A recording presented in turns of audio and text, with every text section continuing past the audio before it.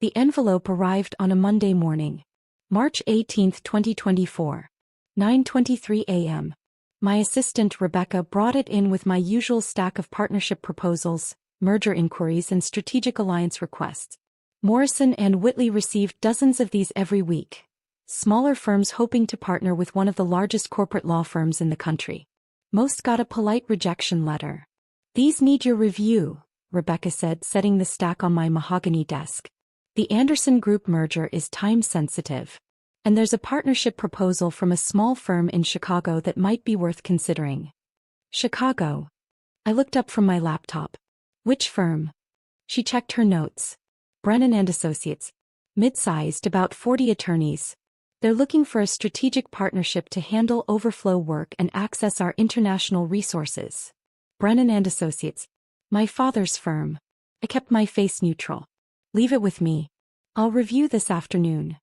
After Rebecca left, I stared at that envelope for a full 5 minutes before opening it. The proposal was professionally formatted, comprehensive. 12 pages detailing Brennan and Associates' practice areas, client roster, recent cases and financial projections. The firm specialized in corporate law and business litigation. Solid work, respectable if unspectacular. But the numbers told the real story. Revenue down 23% over 3 years. 3 major clients lost to competitors in the past 18 months. Aging partner demographic with no clear succession plan. Overhead costs climbing while billable hours declined. They were drowning. Slowly but inevitably. This partnership wasn't about growth. It was about survival. The proposal was signed by 3 senior partners, Robert Brennan, Thomas Mitchell and Michael Brennan. My father's name was first. Robert Brennan. The man who'd told me I'd never make it as a lawyer. Who'd skipped my law school graduation because he had a case to prepare. Who'd spent my entire childhood comparing me unfavorably to my older brother Marcus. And now he was coming to me for help. He just didn't know it yet. I picked up my phone and called Rebecca. "The Brennan proposal. Schedule a meeting for tomorrow at 2 p.m. Full presentation. Tell them to bring their senior partners. All of them. All of them."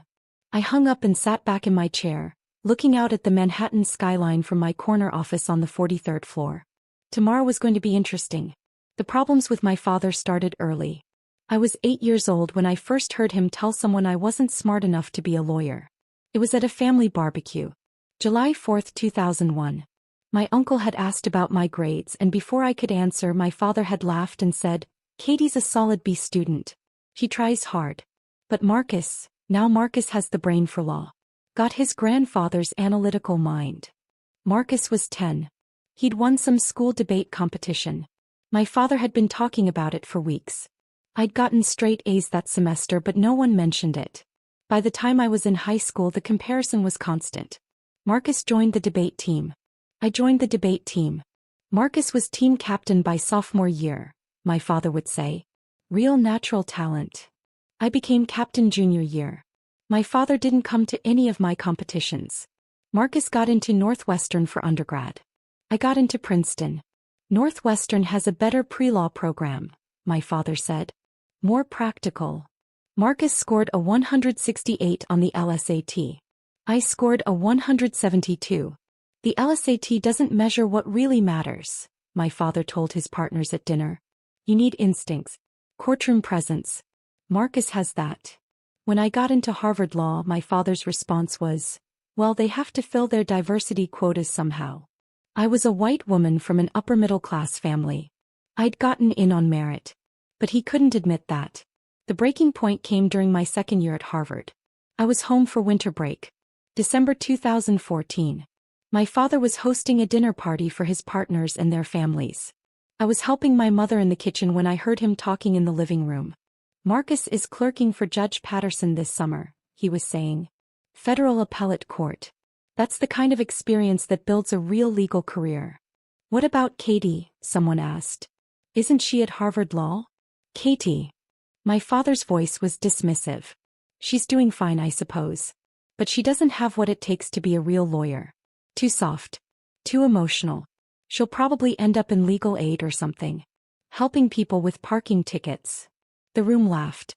I stood in the kitchen doorway, frozen. My mother touched my arm. Katie, don't. I walked into the living room. 12 people turned to look at me.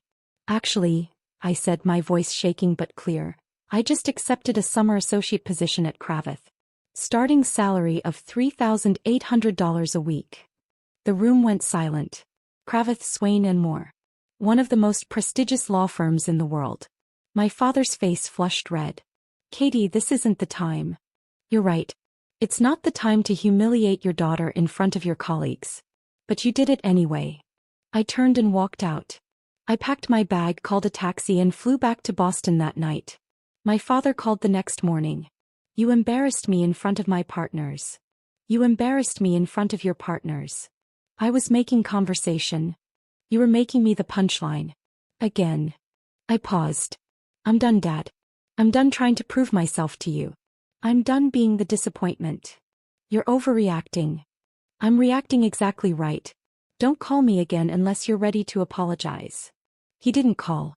I graduated from Harvard Law in May 2016. Third in my class. Published in the Harvard Law Review. Job offers from 6 top firms. My father didn't come to graduation. He said he had a case to prepare. Marcus came. So did my mother, looking uncomfortable and apologetic. My father had sent a card with a check for $500 and a note. Congratulations. Hope the degree serves you well.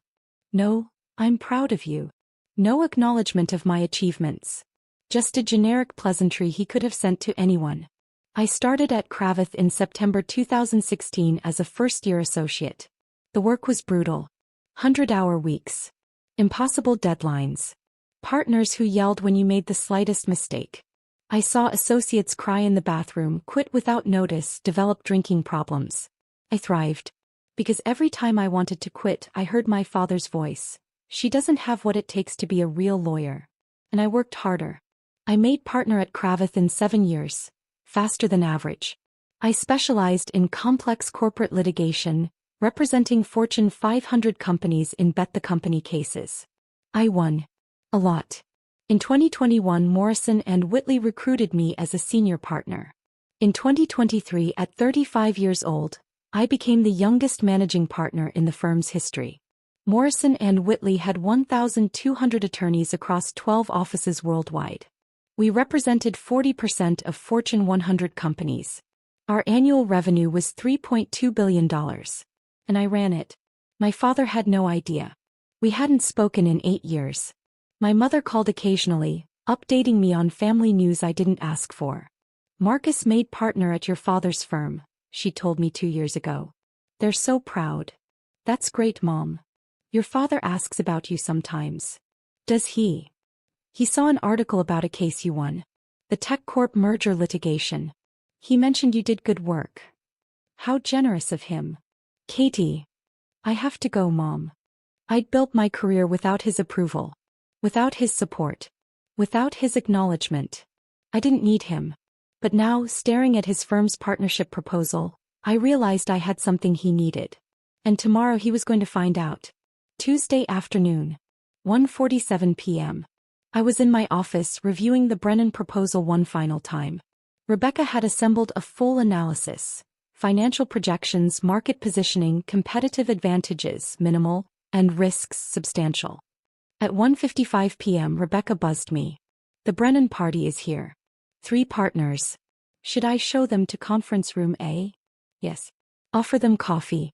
I'll be there in 10 minutes. I'd learned this trick early in my career. Make them wait.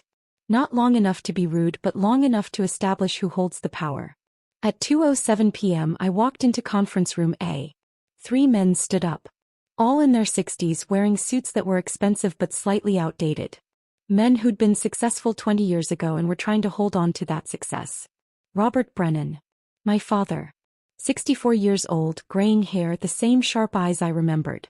He looked tired. Thomas Mitchell. My father's college roommate and co-founder of the firm. 66, jovial face, already sweating slightly. Michael Brennan. My father's younger brother. 61, quiet, analytical. They looked at me with professional smiles. No recognition. Gentlemen, I said, extending my hand. Catherine Morrison. Managing partner of Morrison & Whitley. Thank you for coming. I used my mother's maiden name professionally. Morrison. Not Brennan. My father shook my hand, his grip firm. Robert Brennan. Senior partner of Brennan and Associates. This is Thomas Mitchell and Michael Brennan. Still no recognition. I'd changed since he'd last seen me. Different hair, professional wardrobe, 8 years older. And he wasn't looking for his daughter. He was looking for a business opportunity. We all sat down. I've reviewed your proposal, I said, opening the folder in front of me. Before we dive in, why don't you tell me about your firm? What makes Brennan and Associates a good fit for Morrison and Whitley? My father launched into his pitch. 40 years of corporate law experience. Solid client relationships. Deep knowledge of the Chicago market. A proven track record. He was good. Confident, professional, persuasive. But I could see the desperation underneath. In the way his hand tightened on his pen when he mentioned recent market challenges. In the slight pause before he gave their revenue numbers. Your financials show a 23% revenue decline over 3 years, I said. What's driving that? Thomas shifted uncomfortably. Market consolidation. Clients moving to larger firms with more resources. That's why we're here, my father interrupted smoothly. We recognize that the legal market has evolved. Clients want global reach, specialized expertise, technological infrastructure. Things that a firm our size can't provide alone. But you can provide them together with us, I said. Exactly. Brennan and Associates brings 40 years of client relationships and Chicago market expertise. Morrison and Whitley brings resources, global reach and prestige. Together we'd be formidable. I made a note. You've lost 3 major clients in 18 months. Why should we believe the remaining clients will stay through a partnership transition? My father's jaw tightened slightly. Those clients left due to industry consolidation, not service issues. One of them left for Miller and Cross, I said, referencing my briefing materials. A firm smaller than yours. That's not consolidation. That's competition. Silence. Ms. Morrison, Michael spoke up, his voice calm. You're right. We've faced challenges. But we've also survived for 40 years in a competitive market. Our client relationships are strong. Our legal work is excellent. We're not here because we're failing. We're here because we're smart enough to evolve. Better answer. More honest. Tell me about your succession plan, I said. Your senior partners are all over 60. Who's the next generation of leadership? Another uncomfortable pause. We have several strong associates, Thomas said. Marcus Brennan, Robert's son, just made partner. He's 36, excellent trial lawyer. One new partner isn't a succession plan, I said. What happens when the 3 of you retire? That's part of why we're seeking a partnership, my father said. Access to Morrison and Whitley's resources would help us recruit and retain top talent. Young lawyers want to work for firms with global reach. I sat back. Let me be direct. Your proposal asks for access to our client base, our resources, our brand. In exchange, you offer client relationships that are shrinking and expertise that we already have in-house. Why would we agree to that? The temperature in the room dropped 10 degrees. Because, my father said, his voice tight, we're offering you the Chicago market. 40 years of relationships with every major corporation in the region. You can't buy that kind of institutional knowledge. We can hire it, I said. We could recruit half your associates tomorrow and get the same knowledge for less. I was being harsh. More harsh than I needed to be. But I wanted him to feel what I'd felt for years. Inadequate. Not good enough. Ms. Morrison, Thomas said, perhaps we got off on the wrong foot. We have deep respect for Morrison and Whitley. We're not here to demand anything. We're here to explore whether there's mutual benefit. Then let me ask you this, I said. What happens if we say no? What's your plan B? No one answered. Because from where I'm sitting, I continued, you don't have one. You're losing clients. Your revenue is declining. Your partners are aging out. Without this partnership, you're looking at a slow decline into irrelevance. My father's face was red now. That's a rather harsh assessment. It's an accurate assessment. Your proposal's financial projections are overly optimistic. Your client retention assumptions are unrealistic. And your value proposition to us is minimal. I closed the folder.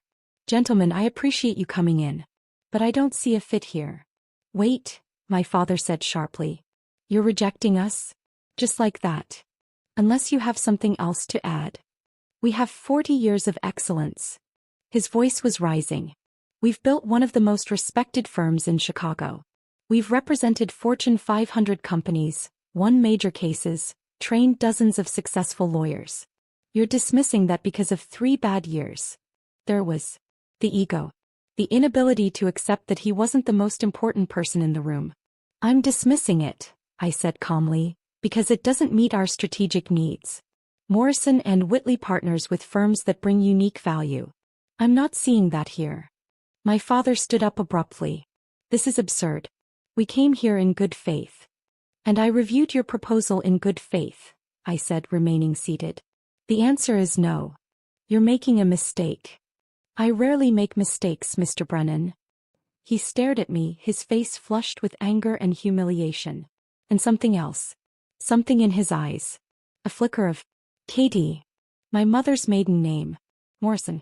But I had my father's eyes. And now in his anger he finally saw it. Katie? He repeated, his voice uncertain. I stood up slowly.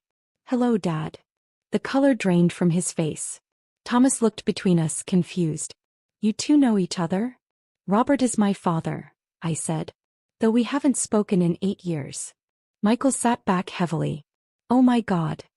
You're Catherine Morrison? My father's voice was barely a whisper. You've been Catherine Morrison this whole time? I use my mother's maiden name professionally. Has been my legal name for 7 years. But you're the managing partner of Morrison and Whitley? For 18 months now. Before that I was a senior partner at Kravitz. But you wouldn't know that. You haven't asked about my career since I graduated from Harvard Law. Which you didn't attend, by the way. Thomas stood up. Robert, you said you had 2 children. A son who's a lawyer and a daughter who... He stopped, clearly remembering what my father had told him about me. Who what? I asked. Who works in legal aid? Who handles parking tickets? Who doesn't have what it takes to be a real lawyer? My father looked like he might be sick. Ms. Morrison, Michael said carefully, perhaps we should reschedule this meeting. There's nothing to reschedule, I said. The answer is still no. Katie, please, my father started. It's Catherine. Or Ms. Morrison. We're not on first-name basis. This isn't about our personal relationship. Isn't it? I looked at him directly. You spent my entire life telling me I wasn't good enough. That I didn't have what it takes. That my brother was the real lawyer. You skipped my law school graduation. You haven't called in 8 years. And now you show up at my firm needing my help and you expect what? Professionalism? Objectivity. I expect you to separate business from personal feelings. Like you did. My voice was sharp. Was it business or personal when you told your partners I'd end up in legal aid? When you said I was too soft to be a real lawyer? When you skipped the biggest day of my academic career? Silence. This is exactly the problem, I continued. You never saw me as a lawyer. You saw me as your disappointing daughter. And now you need me, professionally, and you can't handle it. I was wrong, he said quietly. What? I was wrong. About you. About your capabilities. About everything. I waited. Katie, Catherine, you've built an extraordinary career. Managing partner at 35. At one of the most prestigious firms in the world. I didn't know. I should have known, should have stayed in touch, should have. He stopped. I'm sorry. 8 years of waiting for an apology. And now it came like this. In a conference room in front of witnesses because he needed something from me. Your apology is noted, I said. But it doesn't change my business decision. Brennan and Associates doesn't fit our strategic needs. Please. My father's voice cracked. The firm is my life's work. 40 years. If we don't partner with someone, we won't survive. Then maybe you should have thought about succession planning earlier. Or client retention. Or any of the other strategic issues that are now threatening your firm's existence. You're going to let us fail? Just to punish me. I'm going to let you fail because your proposal doesn't make business sense. The fact that you're my father is irrelevant. Is it? He looked at me. Or are you enjoying this? Seeing me beg. That hit harder than it should have. This meeting is over, I said. Rebecca will show you out.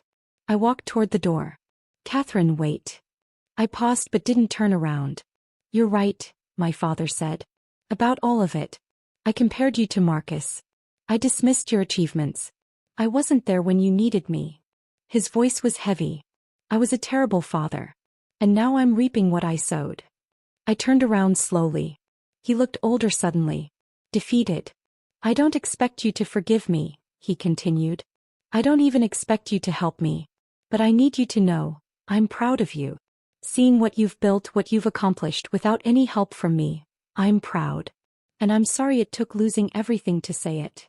Thomas and Michael were staring at the floor, clearly wishing they were anywhere else.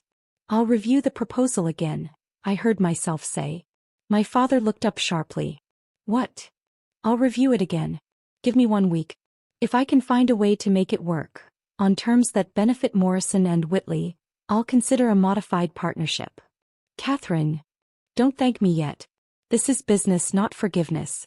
If I do this, it's because I found a legitimate business case. Not because of our relationship. I understand. And Dad. I looked at him directly. If we partner, you'll be reporting to me. Your firm will operate under Morrison and Whitley's management. You'll follow our protocols, our standards, our decisions. If you can't handle that, if you can't handle your daughter being your boss, then walk away now. He swallowed hard. I can handle it. We'll see. I walked out of the conference room and went straight to my office, closing the door behind me. My hands were shaking. Rebecca buzzed me 5 minutes later. The Brennan party has left. Are you okay? I'm fine. Hold my calls for an hour. I sat at my desk, staring out at the Manhattan skyline, trying to process what had just happened. My father had apologized. After 8 years of silence, he'd apologized. And I'd agreed to reconsider his proposal. Was I being weak? Letting family cloud my judgment? Or was I being strong? Separating the business decision from the personal hurt? I pulled up the Brennan proposal again and started reading with fresh eyes. Over the next week, I had my team do a deep dive into Brennan and Associates. The findings were mixed. The bad: revenue declining, client base shrinking, aging partnership, no succession plan. The good: their remaining clients were fiercely loyal. Their legal work was solid. Their Chicago market knowledge was genuine. And their overhead was low, they operated lean. More importantly, I saw something my initial review had missed. Opportunity. If Morrison and Whitley acquired Brennan and Associates outright, not a partnership but an acquisition, we could absorb their clients, their expertise, and their Chicago market position. We could bring in their best associates, retire the senior partners gradually, and build a true Chicago presence. The Brennan name had equity in the market. We could keep it as a subsidiary. Brennan and Associates, a Morrison and Whitley company. It would cost us less than starting from scratch. And it would eliminate a potential competitor. I drafted a counter-proposal. Not a partnership, an acquisition. Morrison and Whitley would buy Brennan and Associates for $15 million. The 3 senior partners would stay on for 2 years in advisory roles, then transition to of counsel positions. Their associates would be offered positions at Morrison and Whitley.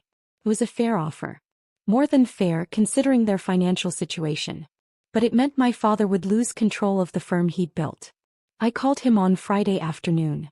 Robert Brennan, he answered. It's Catherine. Boss. Catherine. I've been hoping you'd call. I've reviewed your proposal again. I have a counteroffer. I'm listening. Not on the phone. Can you come to New York tomorrow? Just you, not the other partners. Tomorrow is Saturday. I'm aware. Can you come or not? I'll be there. He arrived at my office at 10 a.m. Saturday morning. I was already there, having spent the night working on the final details. He looked nervous, which was a first. Coffee? I offered. Please. We sat in my office, not the conference room. This conversation needed to be different.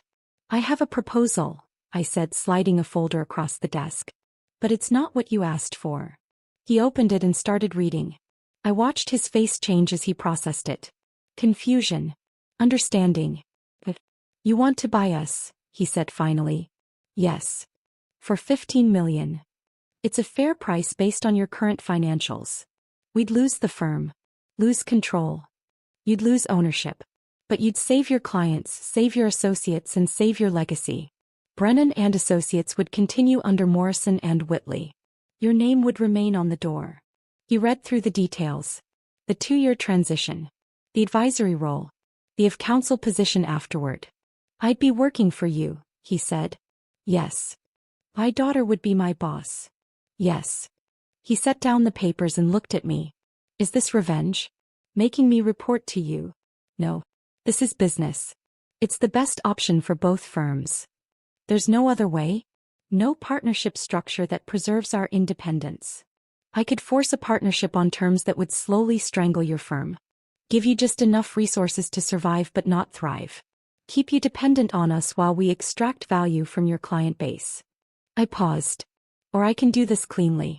You get a fair price, your people get protected, your name stays intact. In 2 years, you retire with dignity instead of watching your firm die slowly. Those are my only choices? Those are the only choices that make sense. He stood up and walked to the window looking out at the city. 40 years, he said quietly. I built that firm from nothing. 3 lawyers in a small office in 1984. We grew it to 40 attorneys, handled major cases, trained dozens of lawyers. It was my legacy. It still can be, I said. Under Morrison and Whitley, the Brennan name will reach further than it ever could independently. Your associates will have opportunities you could never give them. Your clients will get resources you can't provide. But it won't be mine. No. It won't be yours. He turned around. Why are you doing this? Really? You could have just rejected us. Let us die on our own. I thought about that. Because you were right about one thing, I said finally. You did build something worth preserving. Brennan and Associates is a good firm. It doesn't deserve to die because of market forces or poor planning. I paused. And because those associates deserve better than to watch their careers collapse with a sinking ship. I was one of them once. I know what it's like to work for someone who doesn't see your value. The implied criticism hung in the air. I wasn't talking about you, I said. But if the shoe fits. He actually smiled slightly at that. Fair point. He came back to the desk and sat down. If I agree to this, if we do this, can I ask for one thing? What? Can we try to rebuild our relationship? Not just business but father and daughter. I looked at him for a long moment. I don't know, I said honestly. 8 years is a long time. You hurt me deeply. Multiple times. I know. And I'm not the same person I was. I don't need your approval anymore. I don't need your validation. I built this career despite you, not because of you. I know that too. So what exactly are you asking for? A chance, he said simply. To know the person you've become. To be part of your life. To be a father if you'll let me. I felt something crack in my chest.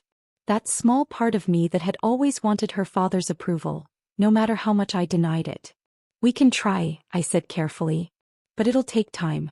And I need you to understand, I'm not looking for a father figure anymore. If we rebuild something, it'll be different than what we had. I understand. And if you compare me to Marcus one more time, we're done. Professionally and personally. He actually laughed at that. Fair. Though I should tell you, Marcus has been reading about your career.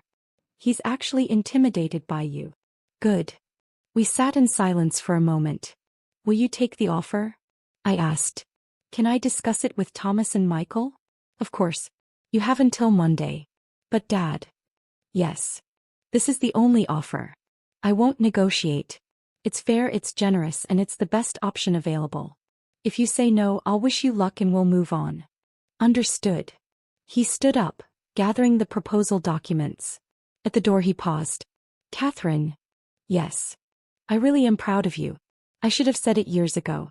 I should have been saying it all along. Yes, I said. You should have. After he left, I sat in my office for a long time thinking. I'd proven him wrong. I'd built the career he said I couldn't. I'd become the lawyer he said I'd never be. And now he needed me. Part of me wanted to feel triumphant. Vindicated. That I just felt tired. Proving people wrong was exhausting. Even when you won, you lost something in the process. Monday morning, my phone rang at 8:47 a.m. Catherine Morrison. It's Robert. We're accepting your offer. I let out a breath I didn't know I was holding. All 3 partners agreed? Unanimously. We know it's the right choice. Good. I'll have our legal team draw up the formal documents. We'll aim to close in 60 days. Thank you, Catherine, for giving us this option. It's good business, Dad. Don't make it more than it is. But I was smiling when I said it. The acquisition closed on May 28, 2024. Brennan and Associates became a wholly owned subsidiary of Morrison and Whitley. The transition was smoother than I'd expected.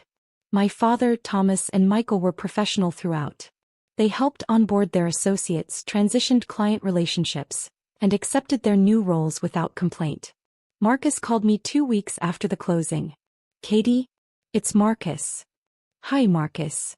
I just wanted to say, thank you for what you did. A lot of firms would have just let us die. You didn't have to help. I didn't do it for family reasons. I know. But still. You gave Dad a dignified exit. That means something. We talked for an hour. About our careers, about the acquisition, about our father. He talks about you constantly now, Marcus said. Shows everyone your articles, tells clients you're his daughter. It's kind of annoying, actually. I laughed. Really? Really? I think he's trying to make up for lost time. Overcompensating. How do you feel about that? Honestly, relieved. I was tired of being the golden child. The pressure was exhausting. You could have said something. So could you. Fair point. My father and I started having dinner once a month. Awkward at first, then gradually more natural. We talked about cases, about the firm, about the legal profession. Slowly we talked about other things. About Mom. About my childhood. About what we'd both lost in those 8 years of silence. I was threatened by you, he admitted one night over Italian food in Little Italy. You were always smarter than Marcus. Quicker. More determined. And I couldn't handle it. Why not? Because you reminded me of me at your age. Ambitious, hungry, unwilling to settle. And I knew if I encouraged you, you'd surpass me. Which you did anyway. So you tried to hold me back. I tried to convince myself you weren't as good as you were. It's shameful. I'm ashamed of it. Good, I said. You should be. But I reached across the table and squeezed his hand. 6 months after the acquisition, I promoted 3 Brennan associates to partner at Morrison and Whitley. All 3 were exceptional lawyers who'd been held back by the old firm's financial constraints. My father attended the announcement. Afterward, he pulled me aside. Those 3, they would have left if you hadn't acquired us. We'd have lost them. I know. You saved their careers. I gave them opportunities they'd earned. He smiled. You're a better managing partner than I ever was. Yeah, I said. I am. We both laughed. A year after the acquisition, my father officially retired. We threw him a party at the office. 200 people, partners and associates from both firms. I gave a speech. Robert Brennan built Brennan and Associates from nothing 40 years ago. He created opportunities for dozens of lawyers, served clients with distinction, and contributed significantly to the Chicago legal community. I paused. He also happens to be my father. Which made this acquisition complicated in ways most mergers aren't. The room laughed. But I want to say this publicly. Dad, you taught me more than you know. You taught me resilience by making me develop it on my own. You taught me determination by giving me something to prove. You taught me the value of success by withholding your approval until I no longer needed it. I looked at him directly. You weren't always the father I needed. But you inadvertently gave me the skills to become the lawyer I wanted to be. So thank you. For the lessons you meant to teach and the ones you didn't. He was crying.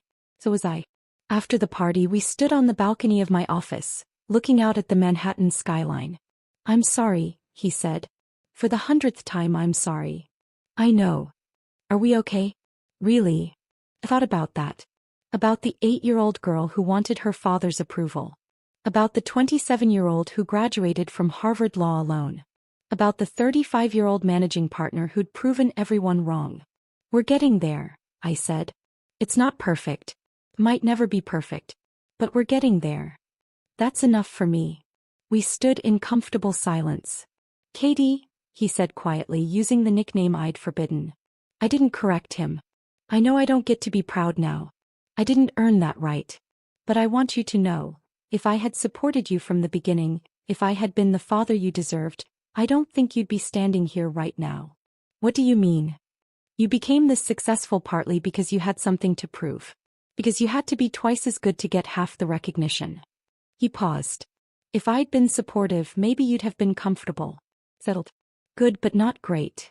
So you're taking credit for my success? He laughed. God no. Your success is entirely yours. I'm just saying, sometimes the obstacles make us stronger. Even when those obstacles are our own fathers. I thought about that. Maybe, I said. Or maybe I'd have been just as successful with a supportive father. We'll never know. No. We won't. Another pause. But for what it's worth, I said, I forgive you. He looked at me sharply. Really? Really? It doesn't undo the hurt.